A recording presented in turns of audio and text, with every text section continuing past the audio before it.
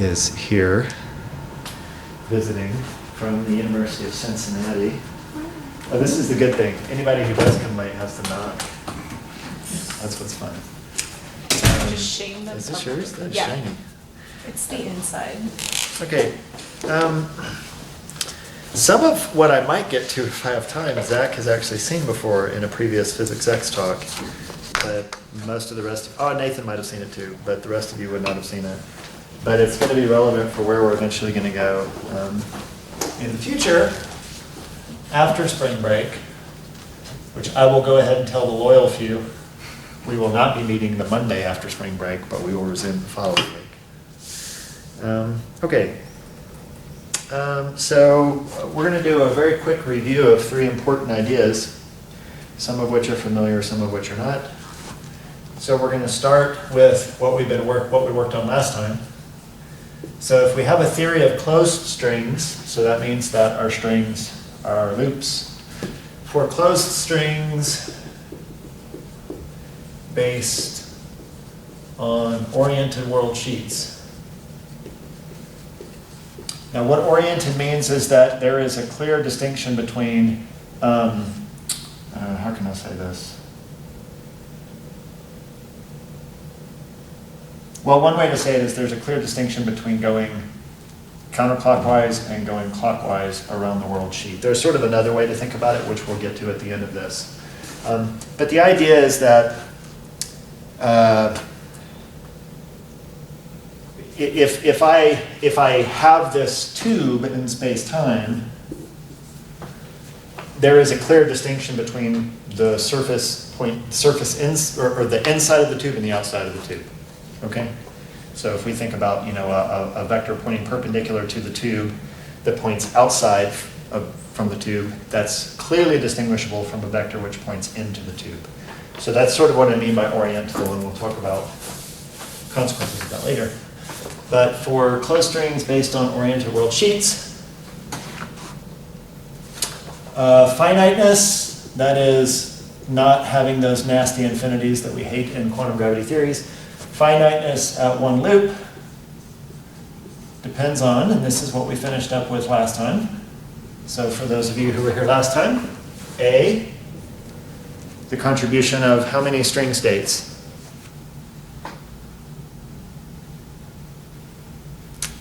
Glad I gave you those 2 summary points at the end of our last meeting. So how many string states do we have in general for a string theory? So string states are the number of particles that the strings can present as. Or alternatively, it's the number of solutions to the field theory on the surface of the string, assuming this goes to infinity in each direction. So for the cylinder, it's the number of solutions to the field theory on the surface, which you can think of generally as oscillations. So how many of those solutions do we have? Infinitely many. Infinitely many, and all infinity of them contribute. So sort of it's a conspiracy of all infinite string states. I said that was important last time. You're going to understand today why it is. And lastly, we went over this in some detail, but the one loop diagram, which if you have a closed string just forms a torus. Okay, so you start with the string somewhere and it just makes a closed loop and then disappears. So modular invariance of the one loop partition function, which we call ZT2. So that is, we set up this parameter that describes the shape of this torus called tau, some complex parameter. You can kind of think of tau1 as one of the cycles, and so a torus has 2 circles, right? It's got a circle that kind of goes this way, but then it's got a circle that goes this way. So you can kind of think of tau1 as describing one of them, and tau2 as describing the other. So if you give me those 2 numbers, I've basically defined the torus for you.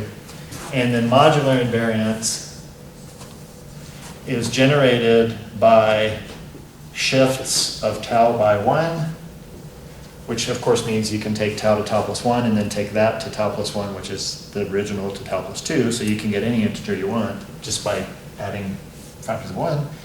And then this funny sort of inversion of tau goes to minus 1 over tau. And these are the basic transformations from which you can build up the entire modular group. And I've already forgotten what it was. I think it was this with AD minus BC equals 1. So a general modular, oh, and these are all integers. So A, B, C, and D are all integers, and they are subject to this condition. And you can play with this relationship and see that these two are part of this set. And in fact, repeated application of these will generate any element of that you want. Those details are not that important. What's important is that you can get anything from these two, and the finiteness, which is what makes string theory so special. It doesn't have these incurable divergences that gravitational quantum theories tend to have. The finiteness of it depends on these two things. It depends on modular invariance of the partition function, but the partition function depends, it gets contributions from every single string state. Okay? So you fuck with either of these and you might break string theory. So let's do that. Let's break string theory. Okay, so before we break it, let's review another fact which might or might not be familiar to some of you.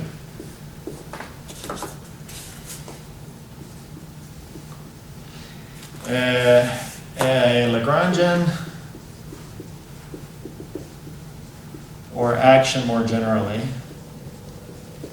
may exhibit a symmetry not shared by solutions to the equations of motion. Okay?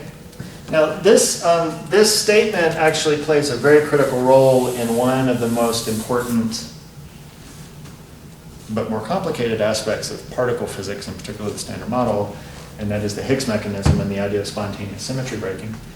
So anyone who studied particle physics saw this idea in play in the Higgs mechanism. For anyone who will take particle physics, maybe you should try and remember this when we study the Higgs mechanism. But the idea is pretty simple.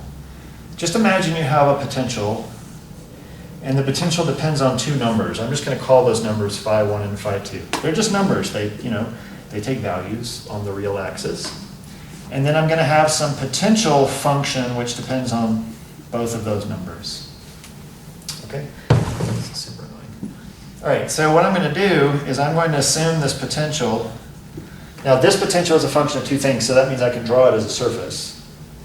And I'm going to draw a very special form of it. Let me see if I can do this right. So challenging. And this is, of course, the form that we typically draw when explaining the Higgs mechanism in particle physics. But we take this sort of symmetric curve and then we revolve it in the plane to form what is often called the Mexican hat potential. Exactly. Okay, so in the simplest Higgs story, the Higgs field has a potential which kind of looks like this Mexican hat. Okay. Now what you'll notice is that V, the potential itself is symmetric under rotations in the phi1, phi2 plane. Okay, obviously it's a Mexican hat. You can spin this thing around. Ole, nothing changes. Okay. All right. Now that is the potential is the thing you would put in a Lagrangian. Some of us don't know this yet. Most of you should. The Lagrangian is built from the kinetic minus potential terms. So the potential shows up in the Lagrangian. If the potential is symmetric, the Lagrangian is symmetric. The action is built as just an integral of the Lagrangian with respect to time, or maybe something a little more sophisticated in relativistic context. But anyway, generally a symmetry of the potential is a symmetry of the action. So these two things are symmetric under rotations through phi1 and phi2. Now, one cheap way to solve equations of motion, there's many sophisticated ways to solve equations of motion, but the really cheap way, if you're given a potential, is just to say, I'm going to solve the equations of motion assuming that nothing moves. assuming that nothing changes. Because after all, the Lagrangian is t minus v, and if nothing is moving, you basically are setting that to 0, so the Lagrangian is minus v, and the action is the integral of the Lagrangian. So if you want to extremize the action, which is what the equations of motion does, you basically want to extremize the potential. Well, where are the extrema of the potential?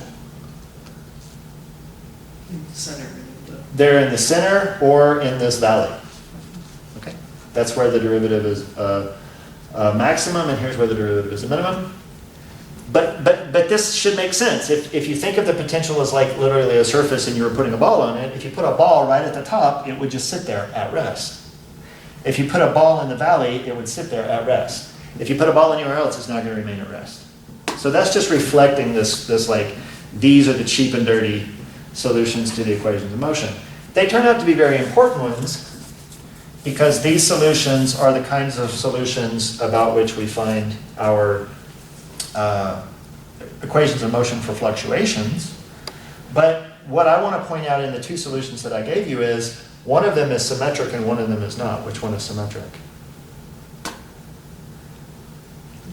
The one at the top. The one that's right here doesn't really care if you rotate the potential. But the one that corresponds to, putting the ball, if you will, right there, clearly depends on rotating in the phi 1, phi 2 plane, because it's right now sitting at 0, phi naught, where this is the phi naught distance out on the phi 2 axis. And if I rotate in the phi 1, phi 2 plane, this solution will change. Okay? So even though the action of the Lagrangian has this symmetry, a solution to the equations of motion does not have to have that symmetry. Okay? That's a broad statement you can make in physics. It comes in a lot of different places. It's going to play a heavy role in what I'm going to talk about today. Any questions about that? Good. All right. You want to guess how long ago I started writing the notes for this lecture? Earlier today. 15 minutes ago. Wow. I That's know. impressive. I know. Well, The hubris. no, they're not complete. They're going to get to a point where I'm no longer going to pick up the paper because there's nothing there. You're just gonna roll with it? I'm just going to roll with it. Yeah, All right. I'm just going to roll with it. Yeah. Just gonna. I already feel like when I lecture from what I've written down, or when I bother to write things down, there's way too much detail. Because I can't help but notice that no one takes notes. When I ask you follow-up questions about details, no one has the answers on the tip of their tongue. So I'm like, why am I giving you details instead of just telling you stories? So I was really going to come in today and tell stories, but then I was like, man, there's a lot of different things I got to remember. I'll just try and start writing them down, and then it turned into this technical thing. Anyway, all right. So okay. So third review, which is not so much a review for us as a statement of fact, which I have maybe at various points said, but will be somewhat important, is the following. In string theory, if we require space-time fermions, okay, if you can do string theory without any space-time fermions. In that case, you're working with what's called the bosonic string. And that's the weird one that lives in 26 dimensions. It's not a particularly useful string theory because we know that the universe has fermions in it. In fact, every matter particle is a fermion. So if your string theory doesn't have fermions, it's not going to be able to describe the real world. But it is the simplest string theory, so it's the one that you usually start studying first to get your hands dirty, and then you move into the superstring. But if you require space-time fermions, then you are led to, and no tachyons. And tachyon sounds sexy if you've never had me explain it to you, and then after I explain it to you, I'm like a killjoy. But tachyon implies that it's something moving faster than the speed of light, and if you give it a particle interpretation, that's sure enough what you're led to conclude. But in a field theory context, and this is also the interpretation you give in string theory, a tachyon actually just corresponds to the fact that you're sitting somewhere like that. It's convenient that I have this picture up here.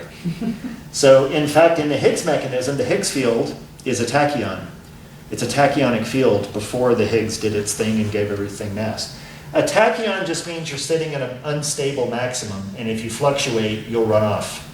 That's all a tachyon means. Stable minima correspond to massive particles. So this is massive. A fluctuation along the circle where it's flat would be a massless fluctuation, and this would be a tachyonic fluctuation. So really all tachyonic means is unstable. So the theory is unstable. But nonetheless, unstable theories suck. They don't hang around long. So if we want a stable theory with space-time fermions, then we are led to 5 superstring theories in 10 flat dimensions. And they can be broken up according to how much supersymmetry they have. So the 2 theories with n equals 32 supersymmetry, and we've talked about what, extended supersymmetry, n equals 32, n equals 16 in 10 dimensions and so forth means. But we have 2 string theories with n equals 32 supersymmetries, and for n equals 16 supersymmetries, we have what's called the heterotic SO32 theory, and the heterotic E8 cross E8 theory. And then there is this little bastard child, the type 1 string superstring theory, sometimes also called the type 1 SO32 theory. And what we're going to do today, and what sets the type 1 string apart is that it has open strings. So these 4 only have closed strings, that's it, nothing else. Okay? But the type 1 is very, very different because it ends up utilizing not just closed strings, but also open strings. Okay? You can't, and I've made this argument at some point in physics X, but you can't have a theory with just open strings. Because 2 open strings can always join. I mean, think about it. Open string, closed string. So if you start with open strings, they can form to make a closed string. But you can have closed strings and just forbid them from breaking, and that's totally legit. So what we're going to do today is we're going to ask a question. First of all, are there connections between these string theories? If so, what are they? And in general, if we start with sort of this idea that the critical thing about string theory is that it doesn't have these divergences, so we've got this one loop finiteness, and it really hangs on these 2 things. Is there any way we can beat on the theory, change it at all, to create a new theory or something different that still satisfies this condition, still has a finite one loop partition function? Okay? And what we're going to uncover is this very powerful idea that takes many different guises, but the underlying program is kind of the same. And it is called twisting. Okay, so I'm going to go over twisting in sort of a very general language, and then I'm going to apply it to a variety of contexts. And it plays out quite differently in different contexts, although the program is very similar. The technical details get really hairy. I actually thought about getting into some technical details, and I was just like, no, I'm not going to do it. But they're out there, and I have my notes, my detailed notes on any of this, if anyone would like to see. Okay, so twisting. So let's start with a modular invariant theory of closed oriented strings. So some example of a string theory which satisfies these conditions. That's step 1. Step 2, what we want to do is we want to identify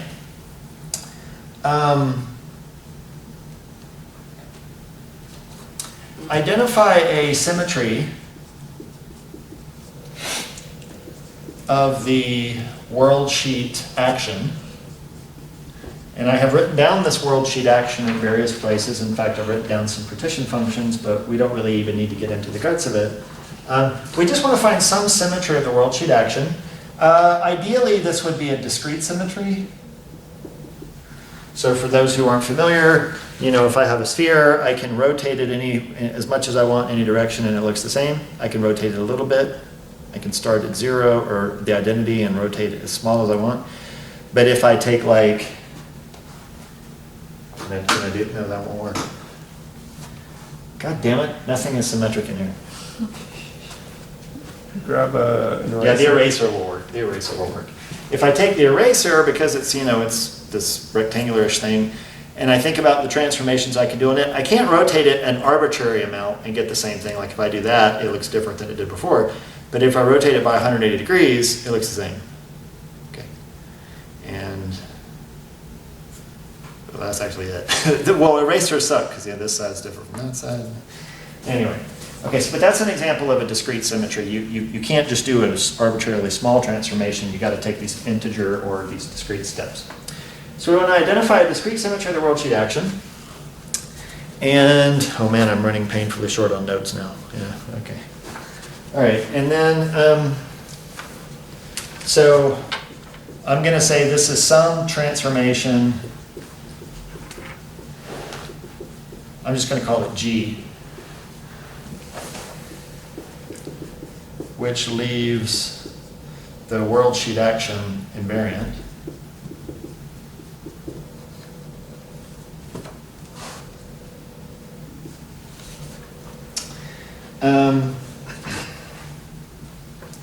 And then what we're going to do is we're going to project the spectrum by a projection operator of this form. Now, for those of you who have not taken quantum mechanics, you might not yet be familiar with projection operators. But the quick and dirty of a projection operator is you can kind of think of it like this. Here's a vector space, and here's some arbitrary vector. If I have a projection operator which projects the vector v onto the xy subspace, then all it does is it takes this vector and it finds the component of it that's sitting in the xy plane. And the key thing about it, and my notation here is just god-awful, but the key thing about a projection operator is once you've projected onto the xy plane, what do you get if you project onto the xy plane again? The same thing. The same thing. So the key feature of a projection operator is that you get the same thing whether you project once or twice. So the way we write that is just that p squared is equal to p. Okay? So that's kind of one way to identify when you have a projection, is that p squared is equal to p. And what you find is that this is a projection operator if g squared is equal to the identity. So if g squared equals the identity, you can actually show that this thing squared is p. It's the thing you started with, and that's literally multiplication. I don't even need to do that for you. Okay.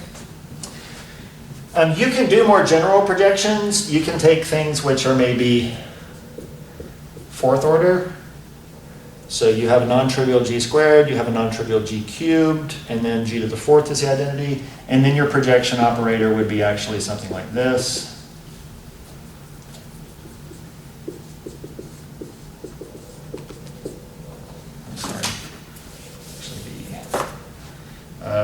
No, actually we would do this.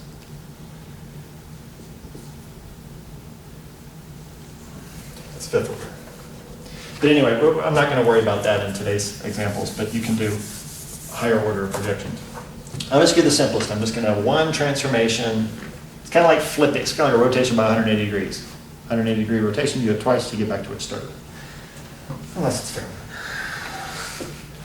That's pro tip. Okay, so when we do this projection, one thing that we can do is check the partition function. So we know that we started out with a theory that had a modular invariant partition function, but if we're going to project the theory, then we need to be careful, because remember the partition function included contributions from all of the states. If we're now projecting out some of the states, you lose things when you do a projection. Like this vector had 3 components, but after I projected it, it only has 2 components. You generally lose things when you do a projection. So when we do this projection, we lose states, so we need to ask, are we screwing up the partition function? And one can argue that yes, you are screwing up the partition function. So to project the partition function, all we do is we form this thing, which I'm just going to heuristically call the projected partition function. But in the way that the partition function actually manifests how these operators act, I can literally plug this thing in. But you'll notice that the projection operator's first term is pretty trivial, right? It's just 1/2 times the identity. So the partition function actually exhibits sort of a linear dependence on the parts of this projection operator. And so you get something that looks like that. But the number 1/2 in a quantum field theory really doesn't play a big role. In fact, the number 1/2 can just come right on out front and make a z into an I for some strange reason. That's a non-trivial role.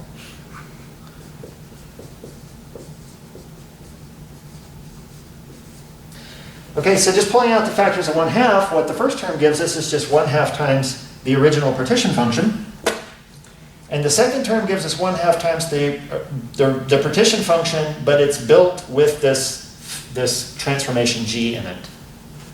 Okay, and we don't worry about the details of how you build a partition function with a certain transformation g in it. It's just the key thing is to identify the first term is really just a factor of 1/2 times the original starting point.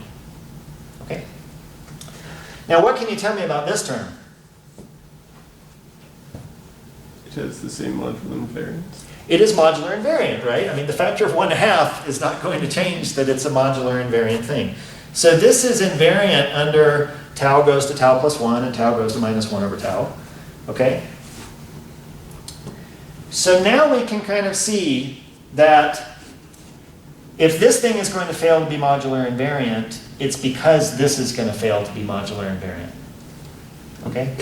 Well, generally speaking, if we project a theory, we're just throwing away some of these. Generally, that will break modular invariance in almost every case. Okay? So this thing is not modular invariant in general. Okay? Again, that comes from this idea that modular invariance of the partition function depends on all the string states conspiring, and you're just throwing some of them away. But if this is not modular invariant,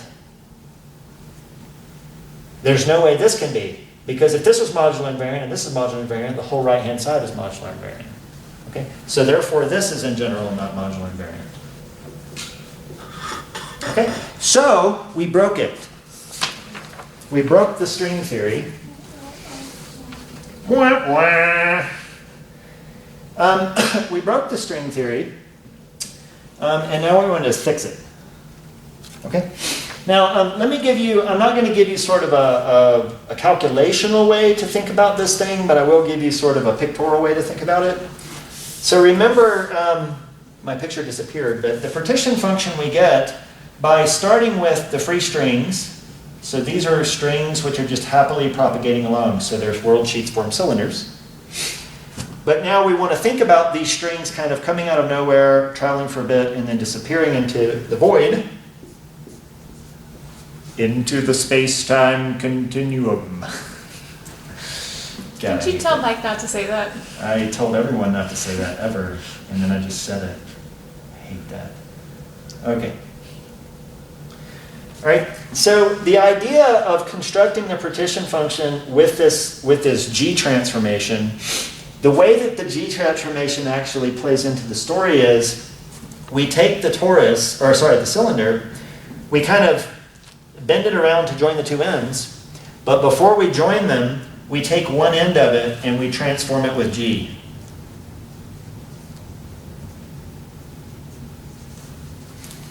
Okay? So whatever this transformation is, and I've been very, very general here, we'll do some examples in a minute. Whatever this transformation is, I basically take the string, and when I loop it around to make the cylinder, I take the theory right here, and I just act with this G transformation, and then I stick the two ends together. Okay? That's a very pictorial thing. There's a much more rigorous expression for this. But the pictorial thing will come in handy in a few minutes, and that's why I'm throwing that out there. Okay, so we broke it, and now let's fix it. So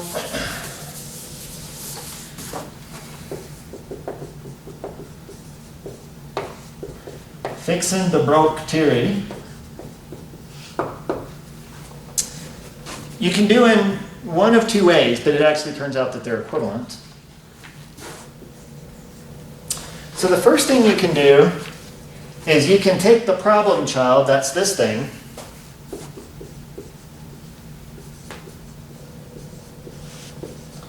and you can apply the modular transformations to it. Just act on it.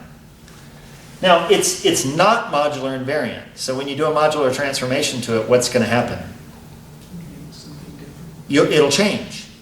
So take this and apply. Tau goes to tau plus 1, and tau goes to minus 1 over tau, and any combination of those. It turns out you really only have to explore those two options. And then what you'll do is you'll generate new terms. And so you'll generate maybe like a z prime, and maybe a z double prime, and the list might go on and on and on. But here's the special thing that might happen. You might discover that you generate a couple of things, but then when you start applying the modular transformation to some of these things, you come back to this. So what's happened is, by applying the modular transformations, you've taken this one thing and you've created a set of terms, but now this entire set taken together is invariant. When you apply the transformation, the terms might shuffle, but the sum of them doesn't change. Okay, let me give you an example. This is not hard. Okay, so a pictorial example will suffice. So let us think about the xy plane. Okay, and I am just going to take a theory which has got a rotational symmetry in the xy plane. So it's described by something like a circle. And then I might take a solution of that theory, which just happens to be a vector pointing like this. Okay? Now that vector is not invariant under arbitrary rotations in the circle, right?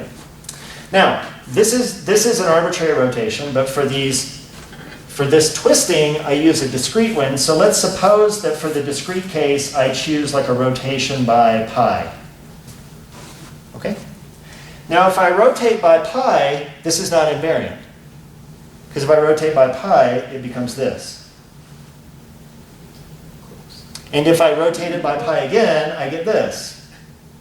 And if I rotate it by pi again, I get this. But now if I rotate by pi, I get that. Okay? Is that how Hold on. is that Pause. angle pi? Oh shit, yeah. Pi over 2, sorry. I've been working with fermions too much in my life. Of course that's pi. Because pi on a fermion acts more like a pi over 2. Anyway, okay, so thank you, pi over 2. So, but if I rotate the original thing by pi over 2, I get this, and then I keep doing that. And if I get to here and I rotate it, I get that. Okay? Now here's the cool thing. If I take my theory to be this, which is the sum of all of those, that thing's invariant under rotations by pi over 2. That's exactly what I'm talking about here. You start out with one thing which is not invariant, so you just keep applying the transformations, and if you're lucky, you're not always guaranteed this will work. But if it happens to eventually create this sort of closed set, that is, you kind of get to the end and then it goes back to the beginning, then the sum of all of these could actually be invariant. And it turns out this happens for particular choices of G in particular theories, and it's different in different theories. Go ahead. So really it's like I'm just trying to think why it's the sum and not just like a set now, and that's kind of now your theory is the set itself rather than the sum. Well, actually,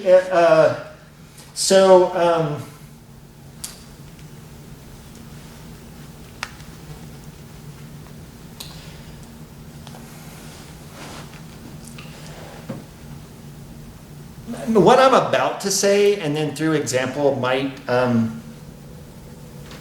alleviate your concern and your puzzlement. If not, ask me again towards the end. The basic idea is that when you add new states to the theory, they often come in just additively in the partition function. You literally you're summing over the contributions of all states. Yeah. And so what we're going to discover is that the secret in the sauce is that we're actually adding new states to the theory. So they just get additional additive contributions to the partition function. So Because let it's me partition function. say it again. Because it's partition function. Yeah, Yeah, yeah. okay. So let me actually say what B is. So B, the second thing is we might, so instead of trying to fix it this way, we might just go back to what we've done and ask ourselves if there are any new string states that should be added. But then, of course, projected. Because everything has to be projected at the end of the day. And what you discover is the following. What people will do, so this is sort of an algorithmic way to do it. You just kind of bang on the math. I mean, you literally at this point are working with these particular theta functions, and you can just kind of do the transformations and see what happens. But at the end of the day, like, the mathematical expression is worth crap if you can't motivate it, if you can't explain, well, why is the thing I'm ultimately getting modular invariant? Why is it consistent? So most people will actually not feel comfortable about the results of A until they can give it an interpretation in terms of B. This is really giving what you did here an interpretation, and you'll see what I mean in the course of a couple of examples. So both approaches will typically get you to a new theory with a modular invariant partition function, but we're going to kind of focus on B, even though A is sometimes a more straightforward route. Okay, so now I'm down to my last page of notes. Lengthy. I know, this is awesome. Okay, and again, I'm going to stray away from like hardcore details because the story I think is nice enough without getting into the broken parts. Okay, so that's the program of twisting. And I am unfortunately going to have to erase this to make some room. But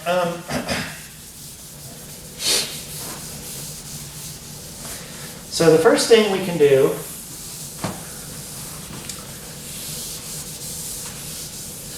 is we can take a consistent string theory and we can say if I twist it, what do I get? And it turns out that how the twisting works out really depends on certain aspects of the symmetry you're twisting by. So I'm going to start with the kind of the least interesting and the most abstract. I can't really say much about it because it's really just in the nitty-gritty details of what these partition functions actually look like. But if you take the type 2A theory, which is a theory where you basically have a closed string. You have your left and right movers. These are the oscillations that are going counterclockwise or clockwise around the direction of the string's loop. In the type 2A theory, these two things are given, they're sort of like the mirror reflection of each other. They look, so that the left movers look like the mirror reflection of the right. That's not the right way to say it. I don't have a good way to say it. There's a world sheet parity operator under which this is odd, and in the type 2B theory, there's a world sheet parity operator under which it's even. But it doesn't matter. The type 2A and type 2B have a lot of similarities. There's just like one thing. It's kind of like one of them's the mirror of the other. And it turns out that if we take type 2A and we twist with a G that acts on fermions,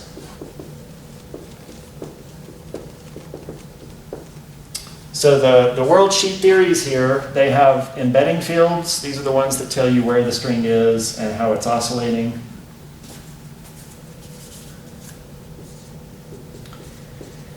You have world sheet fermion fields, which you have to add in order to get space-time fermions, even though that is not obvious, because you might notice this world sheet fermion has a space-time index, and so there's a lot of the beating up of the meat of this and talking about RNS sectors of the string, and it's actually a combination of this, and But anyway, you have world sheet embedding fields, world sheet fermion fields, ghost fields. Okay. Right now, what I'm going to talk about is just dealing with the fermions, and then we're going to talk in a minute about playing around with these. These are where it gets really interesting. But if you just play around with the fermions, you can take type 2a and do a G twist that acts on that, and you end up with type 2b. Okay? So it turns out that you can start with type 2a, and if you never knew anything about type 2b, you can kind of bang on it with this twisting hammer, and you'll eventually discover type 2b. That's not how type 2b was discovered. They were kind of discovered simultaneously, but it gives sort of credence to this twisting procedure that you can get one from the other via the twisting. You can also take the heterotic SO32 theory and, or whatever, with a twist on the lambda i's. So there's yet another set of fields that I didn't tell you about. The heterotic theories are funny because the left hand, so I'm just going to say this and then I'm going to let you scratch your head. Basically, the left-hand side of a heterotic string is the bosonic string, and the right-hand side of the heterotic string is the superstring. Now, where that gets weird is that the bosonic string lives in 26 dimensions, but the superstring lives in 10. So the left-hand side of the heterotic string seems to live in 16 dimensions, and the right-hand side lives in 10, which doesn't make sense. So what we do is we say 16 of these extra, 16 of the dimensions for the left side, the bosonic side, are not real space-time dimensions. So you get these 16 extra things to play with, and that's what these guys are. And these are actually the fields which give rise to the SO32 and the E8 cross E8 gauge symmetries. Heterotic string, really whacked out construction, but it's consistent and it's cool, and you'll learn a lot of really cool group theory. But if you take the heterotic SO32 and you do a twist which only acts on these internal fermions, then you might not be surprised that you get the heterotic E8 cross E8. Okay? So what we've got is that we can connect this theory to this theory with a twist, this theory to this theory with a twist. Of course, that leaves this as the outlier. The fact that we're doing the twisting preserves the same amount of supersymmetry. That's because we're doing twists that are meant to preserve it. You can do twists that break supersymmetry. That's actually allowed, and there's a lot of study into that. But I actually don't want to talk much more about these, because I really want to talk about what we can do with X mu's. Because this is where it gets really cool. So, okay. And again, when you look at the details of these twists, they're really, really technical. Because, I mean, you're looking at the contributions to the partition function from these world sheet fermions, which just, you can't picture. Like, there's no picture analogous to what I'm about to show you. And that's why it's a little bit dry. Okay, so now what I want to do is, consider symmetries of the X mu fields, the embedding fields. Okay? So one of the things we know is in the string world sheet action, the X mu's, it's just like writing down relativistically invariant Lagrangians or relativistically covariant equations of motion, but the X mu's always appear in combinations like this so that you get a scalar. Okay? All the space-time indices mu and nu are ultimately contracted. So this is, for example, one term that appears in the world sheet action. There are others. But what are the symmetries associated with these mu and nu indices? What kinds of transformations can we do that leave this kind of quantity unchanged? And? Rotations and So rotations, boosts, and? transformations. Are you saying transformation? Transformations is the broad term for all this. Translations. Translations, yes, thank you. It's So, yeah, that's fine. So this leads us to the Poincare group in d dimensions, because I should say we're by no means relegated to 4 dimensions in this story, and that's not p dimensions, that's d dimensions, which is, of course, the semi-direct product of, I did that, that's funny. That's really funny, like I'm really stuck in 4. Don't worry what a semi-direct product is. This is just saying we can do Lorentz transformations in the d-dimensional space-time. And this just says we can translate along each coordinate. That's the set of transformations. Now, I'm going to break this set up into two pieces. The SO1D1, I can break it up into rotations plus boosts. And this set of transformations I'm going to call the point group. Because what we have in mind is that this set of transformations leaves a point in the space fixed. And we know this, like if I do a rotation, there's always one point in that space that doesn't change. Which one is it? The origin. It's the origin of the coordinate system, okay? Doesn't matter what rotation I do, that point doesn't change. Okay. Translations, on the other hand, and boosts for that matter, are freely acting. Okay, if I take the whole thing and I just translate it 6 feet to the right, there's no point that was not translated. So rotations have these fixed points, and it can have more than one fixed point. Translations have no fixed points, and that distinction is going to play a very important role in what's about to come. Okay, so I'm going to start with a translation.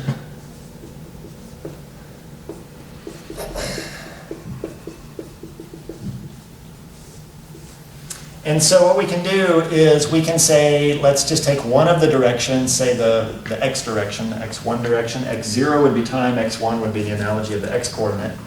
And we're going to consider a discrete translation. Because remember, we want to use discrete transformations. So what I'm going to do is I'm going to say, I'm going to transform x1 into x1 plus L. Okay?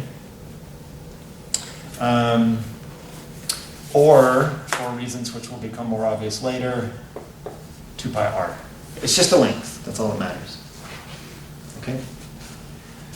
So this takes the x-axis, and it takes everything everywhere, and it translates it by 2 pi r on the x-axis. Okay? So if we call this transformation G, then we can pick our string theory, and I don't need to get into a particular string theory at this point, but we can take our string theory and its modular invariant partition function, and we can project it by the projection associated with this. Okay? Now this is a bit of a weird one because G is non-compact. You never come back to where you started. All right? But we can actually figure out how to project the theory under a translation of this form, because if we think about it, what we're doing is this is where I'm going to wish I had some notes, because I'm just making shit up at this point. So we can't even draw that point because there's no special point when we're doing translations. I want a theory which is, this is not that bad. So I want to, so the word theory is,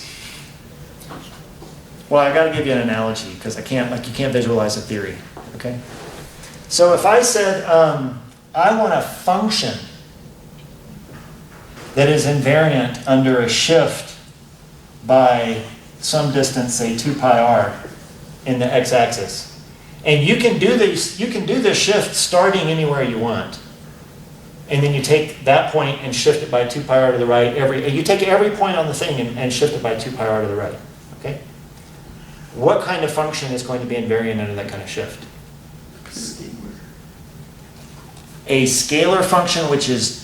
No, like a number function. So if I take a function like this, Constant? Yeah, like f of x is equal to just a constant. oh, a constant, yeah, okay, exactly. A constant is, okay, but what else? I heard Gabriel say it. A function is periodic in 2 pi. A function which is periodic in that length. Okay, so if I have, that's not periodic. Oh, Lord. I'm so gonna wish that I had my notes in just a minute. Okay, so if I had like a sine function, all right, whose wavelength is exactly 2 pi r, then I can pick this thing and just shift by 2 pi r, and the function is not going to change. Okay? But I'm not talking about functions, I'm actually talking about theories, or rather the spectrum of states in the theory. But anyway, all that this thing does, when we do this projection, is it takes the theory which had states of any periodicity, and then it only leaves the states with periodicity 2 pi r. So it's picking out a discrete set of those states, getting rid of a lot. So you're definitely doing your projection, you're losing a lot of stuff. All right? This, as we discussed, breaks the modular invariance,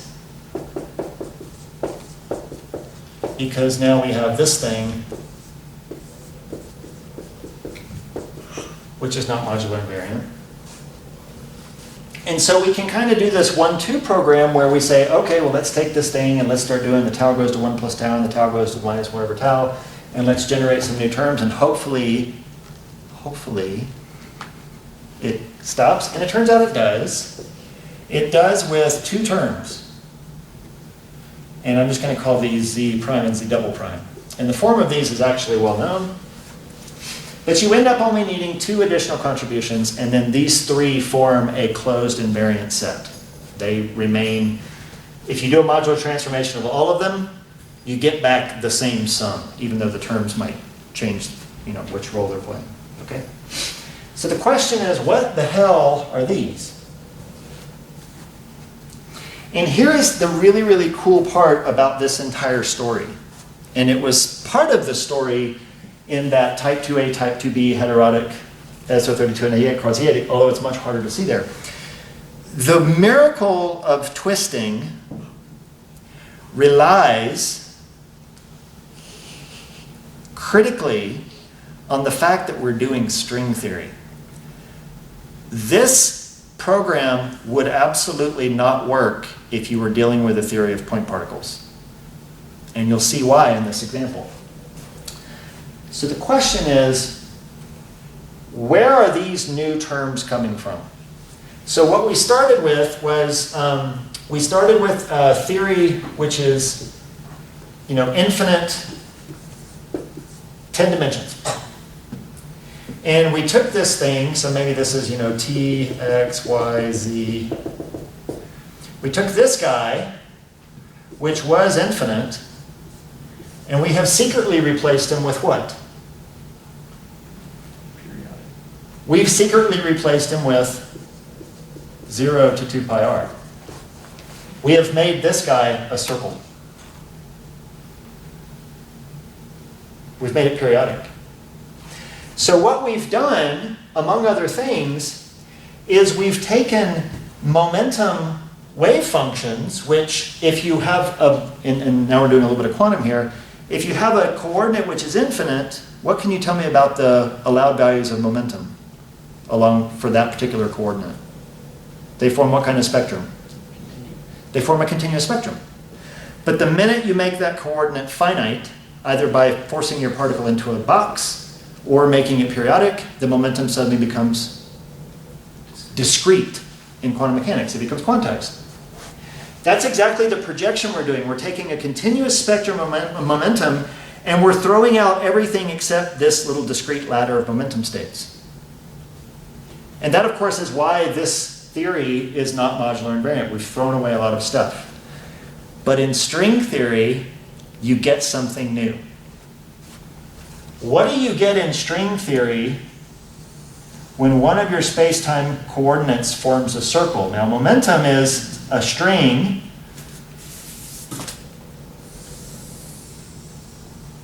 Momentum is a little string moving around the circle. That's what we mean by momentum. But what is the new and great thing that a string can do that a particle can't?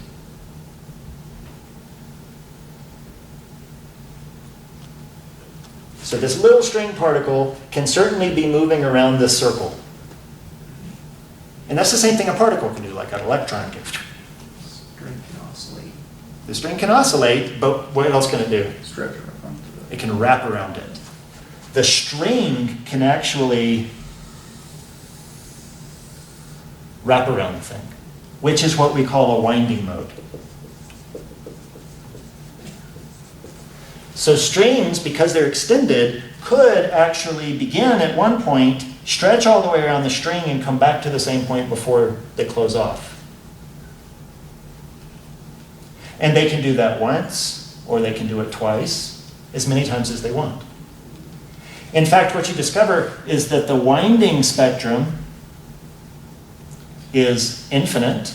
You can do it as many times as you want, and it's quantized in a manner very analogous to the momentum spectrum. So what happens is, when you put string theory on this circle, you have to add a new set of states which you did not think about when the thing was infinite. You have to add in these things called winding modes. And that's exactly where these come from.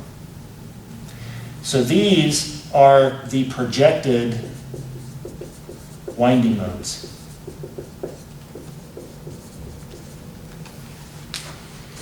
Okay?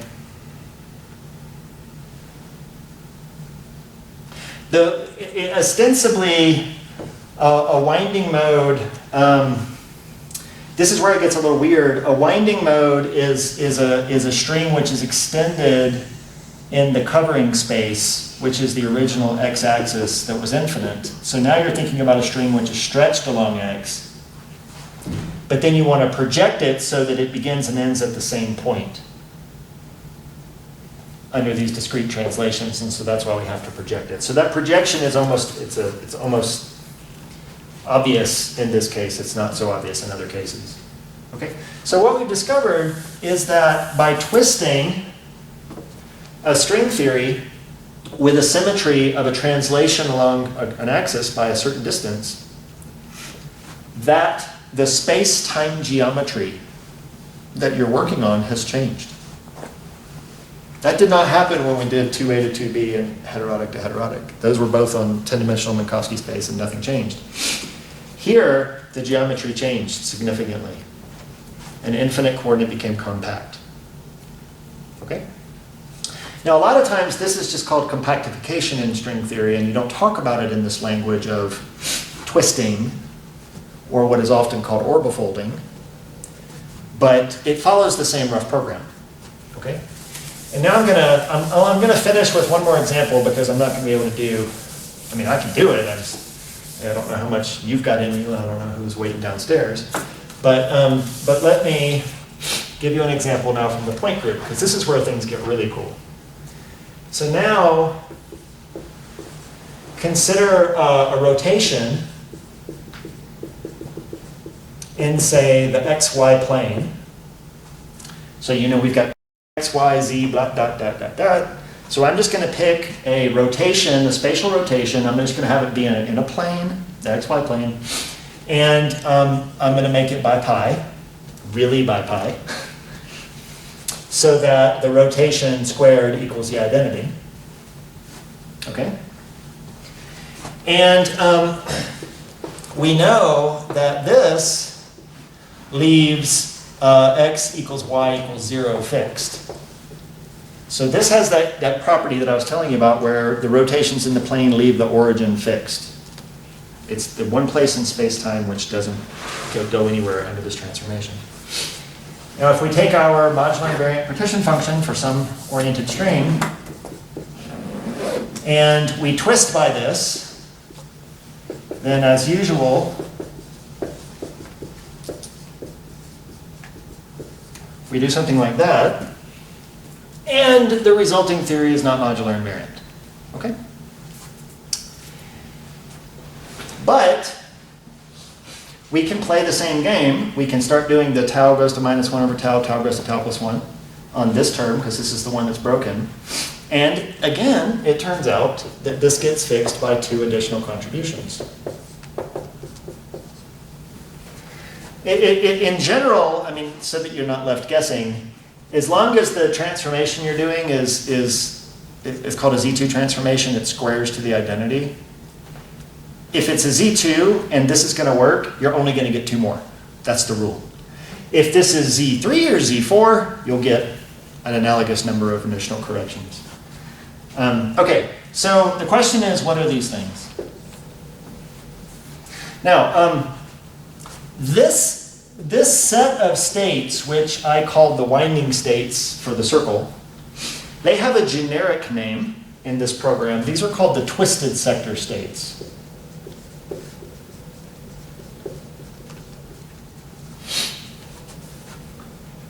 Okay, and the reason they're called the twisted sector states is essentially for the following reason. I'm just going to play this out very heuristically.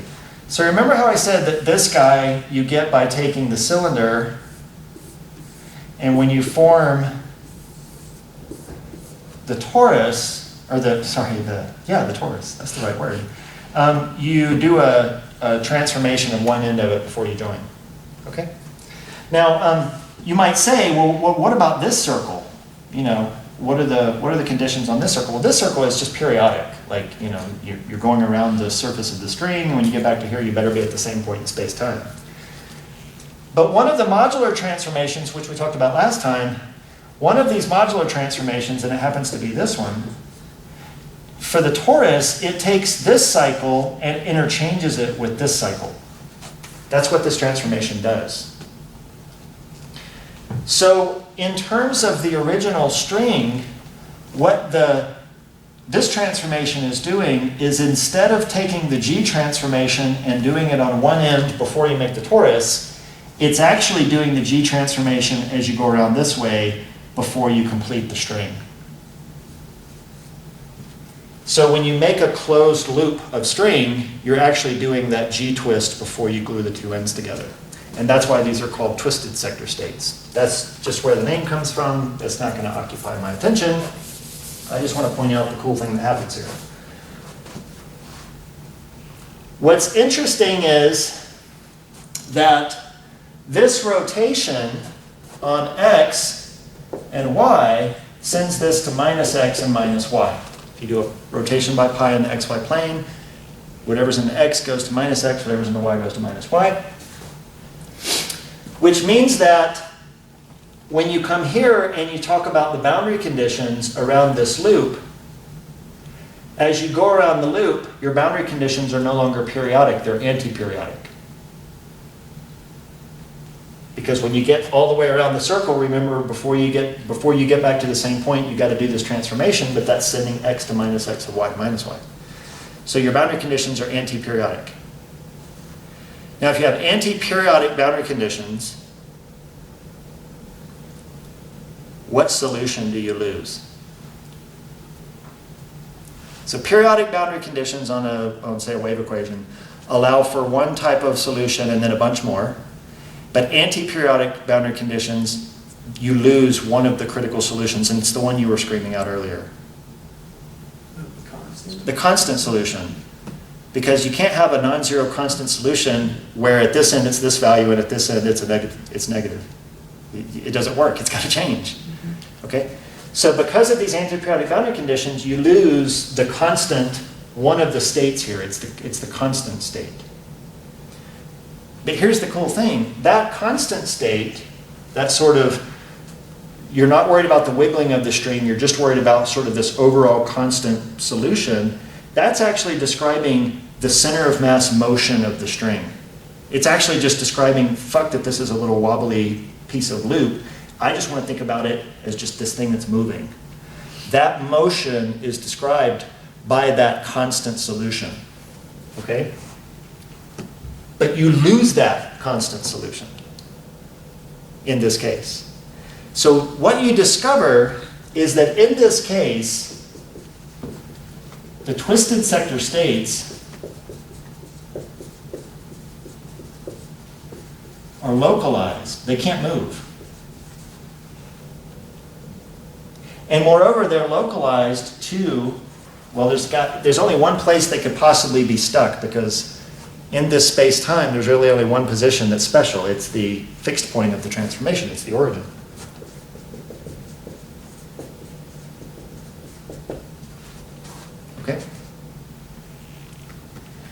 So in the formal process, you discover that these new states you have to add cannot physically move. They're stuck to this one particular place. All right? And now here's the cool part of this. Let's actually ask what this space looks like. Okay, so in the first example, we went from infinite dimension to a circle.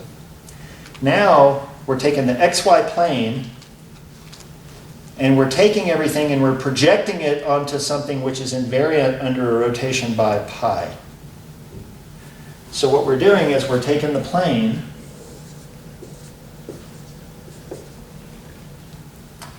and we're saying whatever I have can't be, it has to be unchanged by a rotation like that. That is, if I start here and I go around by 180, I better get back to the same configuration. That's pretty much the same thing as taking the plane, cutting out the bottom half of it, taking these two things and folding them into a cone.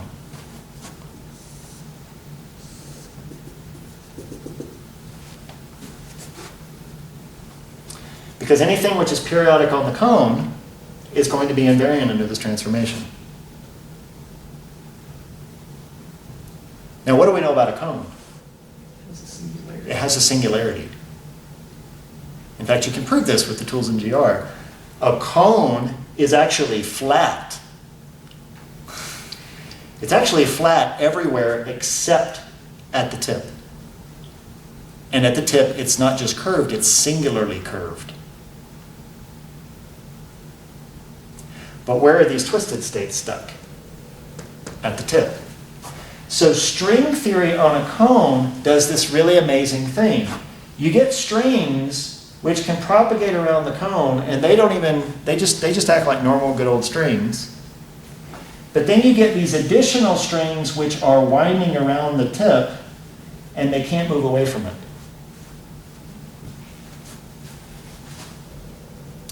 Now, in general relativity, are we allowed to do general relativity on cones? Are we allowed to do general relativity on spaces with singularities? Remove the singularity. If you remove the singularity. But generally speaking, what makes singularities in general relativity okay? In terms of non-pathological physics, they are either Inside of a black hole. they're inside of the horizon of a black hole. So there's this cosmic censorship conjecture. This is an example of a naked singularity. This is literally a singularity that you could get. Remember, it's flat everywhere except at the singularity. You could get as close to it as you wanted.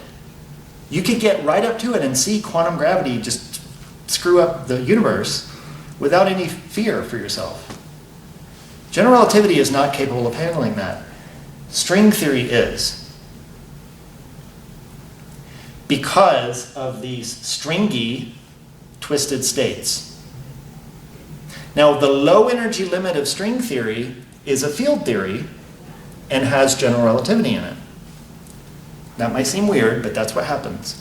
And so you might ask, if you do string theory on this, where you have the singularity, and then you look at the low energy description, what does it look like?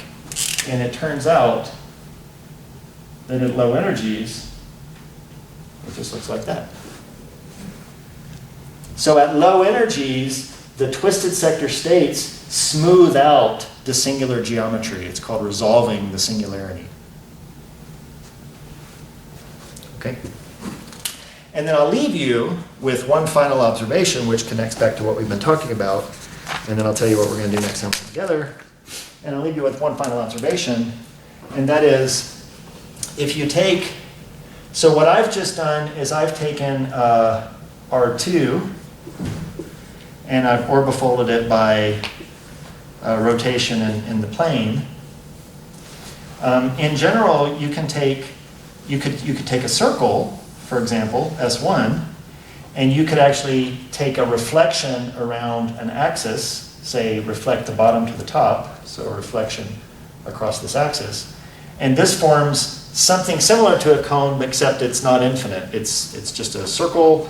This thing and this thing become identified, and so this thing actually becomes a line segment with singularities at each end.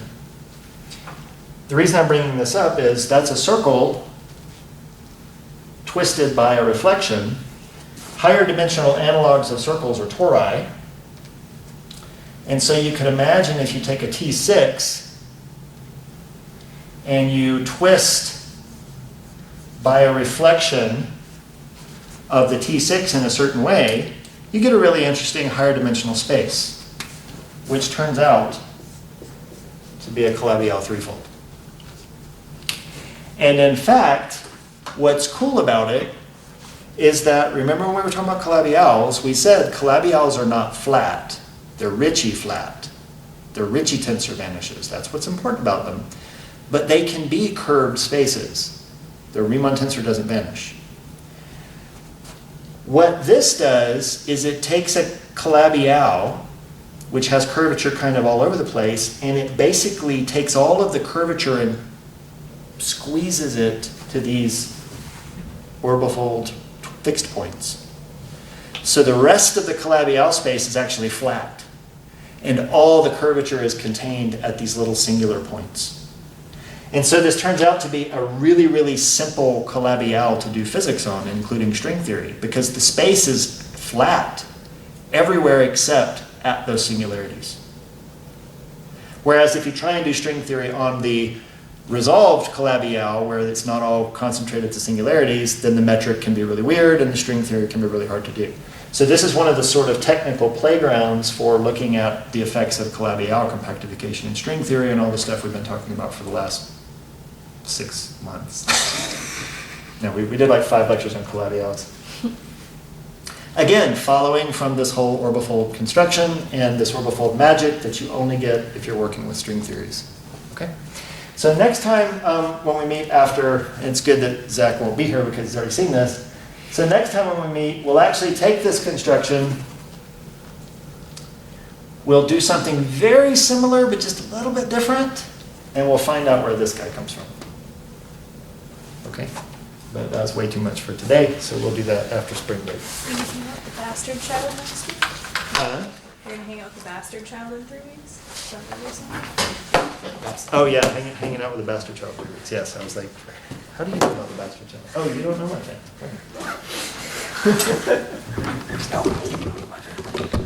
How many